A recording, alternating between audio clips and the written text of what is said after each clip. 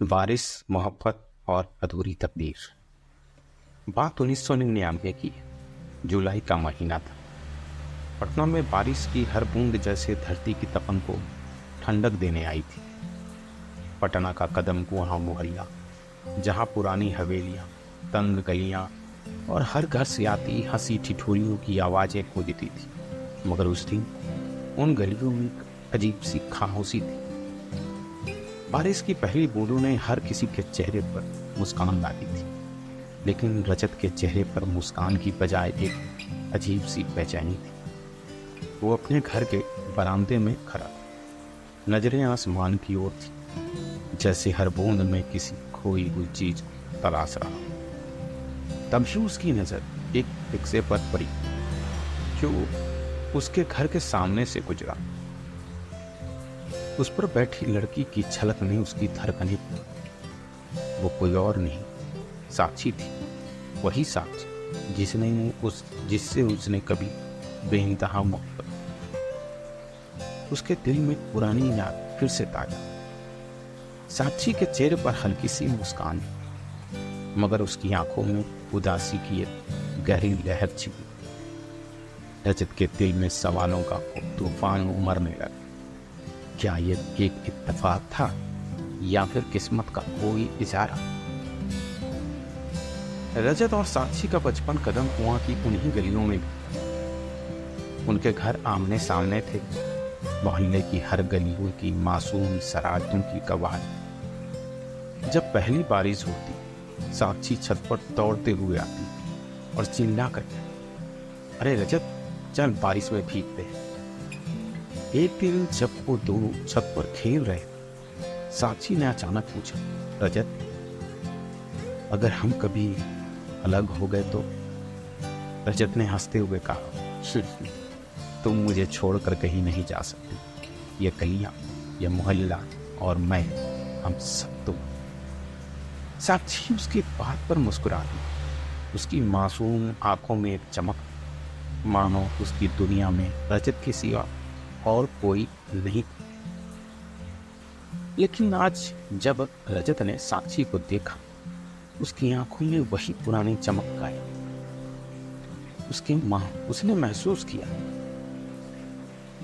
उसे महसूस हुआ कि वक्त ने उनके बीच एक ऐसी दूरी पैदा कर दी थी जो शायद कभी मिट नहीं सकती। समय के साथ साक्षी और रजत का बचपन का रिश्ता प्यार में बदल गया। कॉलेज के दिनों में वे अक्सर गांधी मैदान, एग्जीबिशन रोड या फिर महेंद्रू घाट पर मिला करते। गंगा के किनारे बैठकर वे अपने भविष्य के सपने देखा, जहां उनका साथ हमेशा के लिए तय था। एक दिन महेंद्रू घाट की सीढ़ियों पर बैठकर रजत ने साक्षी का हाथ थाम लिया। साक्षी, मैं तुमसे बेइंतहा प्यार, तुम मेरी जिंदगी हो। क्या तुम भी मुझसे उतना ही प्यार करती हो? उसने, उसकी आवाज में एक अनकहा डर। साक्षी ने मुस्कुराते हुए उसकी ओर देख कहा, रजत, तुम्हारे बिना मैं अधूरी। मुझे भी तुम्हारे बिना कुछ अधूरा सा लगता है। उस शाम बारिश हो रही थी। दोनों ने हाथ पकड़कर उस बारिश में भीगते हुए अपने प्यार का इजहार किया। गंगा की लहरें जैसे उनके दिलों की धड़कनों के साथ बह रही। कॉलेज खत्म होते ही रजत की नौकरी पटना से दूर किसी दूसरे शहर में लगी। उसने साक्षी से वादा किया कि वह जल्द ही लौट आएगा और दोनों एक नई जिंदगी की शुरुआत करेंगे। लेकिन नौकरी की व्यस्तता और दूरियों ने उनके बीच की बातचीत को कम कर दिया।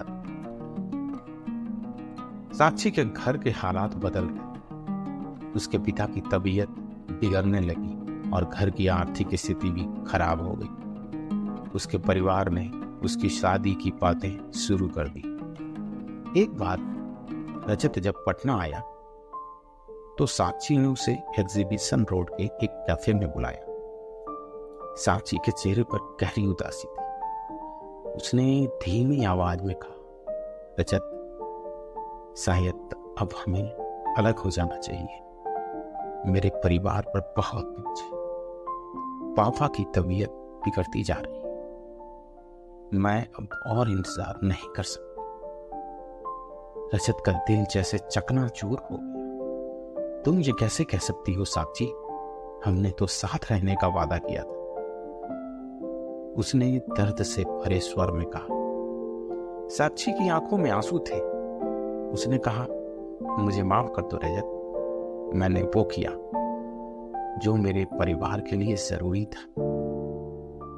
आज जब साक्षी का रिक्शा रजत के सामने से गुजरा, उसने महसूस किया कि वक्त कितना बेरहम हो चुका था। वो साक्षी जिसे उसने कभी दिल की गहराइयों से चाहा था, अब उसके लिए अजनबी सी हो गई। रिक्शा रुक गया और साक्षी ने रजत को देखा। कुछ पल के लिए दोनों की निगाहें मिली। उस नजर में प्यार तो था, पर दर्द उससे भी ज्यादा था। साक्षी ने धीरे से कहा, कैसे हो रजत? रजत ने करवाहट भरे स्वर में जवाब दिया, जैसे तुम्हें छोड़ने के बाद अधूरा। दोनों एक पुराने मंदिर के बरामदे में जाकर बैठ गए। बारिश की बूंदें दोनों के बीच की खामोशी को तोड़ रही थी। साक्षी ने टूटे दिल से कहा, रजत, मैं मजबूत थी। मेरे पापा की तबीयत बहुत खराब है। मैं चाहकर भी तुम्हें नहीं चुन सकती। रजत की आंखों में गुस्सा नहीं, बस दर्द था। अगर तुम्हारा दिल मेरे पास था तो तुम चली क्यों गई साक्षी? तुमने मुझे अकेला छोड़ दिया। साक्षी ने आंसुओं को बहने से रोकने की कोशिश की, लेकिन वे बह निकले। मैं तुम्हें कभी छोड़ना नहीं चाहती थी, लेकिन मेरे पास और कोई रास्ता नहीं। रजत ने साक्षी का हाथ पकड़ते हुए कहा, अगर तुम चाहो तो हम सब कुछ ठीक कर सकते। तुम्हें मेरे साथ आना हो, हम फिर से शुरुआत कर सकते हैं। साक्षी ने उसकी आंखों में देखा। उसके शब्दों में जो वादा था वो सच्चा था, लेकिन साक्षी ने खुद को संभालते हुए कहा, रजत, बहुत देर हो गई। मैंने सब कुछ खो दिया। अब मेरे पास तुम्हें देने के लिए कुछ नहीं बचा। रजत का दिल जैसे टूट गया। वो जानता था कि अब कुछ भी वापस नहीं हो सकता। उनके बीच की ये दूरी अब कभी नहीं मिटने वाली। रात को रजत महेंद्र घाट की सीढ़ियों पर बैठा था। गंगा की लहरें उसकी तन्हाई को और गहरा कर। उसे याद आया कि इसी जगह पर कभी उन्होंने अपने प्यार का इजहार किया, और आज वही जगह उनकी अधूरी मोहब्बत का गवाह बन गई। उसने आसमान की तरफ देखा, जैसे वहां कोई जवाब ढूंढने की कोशिश कर रहा। उसकी आंखों से आंसू बह निकले, जैसे गंगा की लहरों में खुल रही। साक्षी की आवाज अब भी उसके कानों में गूंज रही थी, तुम मेरी जिंदगी का सबसे खूबसूरत सपना थे, जो अब बस एक दर्द बनकर रह गए। रजत के दिल में एक खलिश थी। वो जानता था कि साक्षी के बिना उसकी जिंदगी में अब कोई रंग नहीं बचेगा। उसने आखिरी बार गंगा की ओर देखा और धीरे धीरे वहां से चला गया। उस बारिश में उसकी आंखों के आंसू और दिल की अधूरी मोहब्बत भी बह गई। बारिश ने कदम कुआं की गलियों में एक बार फिर से ताजगी भर दी थी, लेकिन रजत के दिल में अब भी साक्षी की यादों का दर्द था।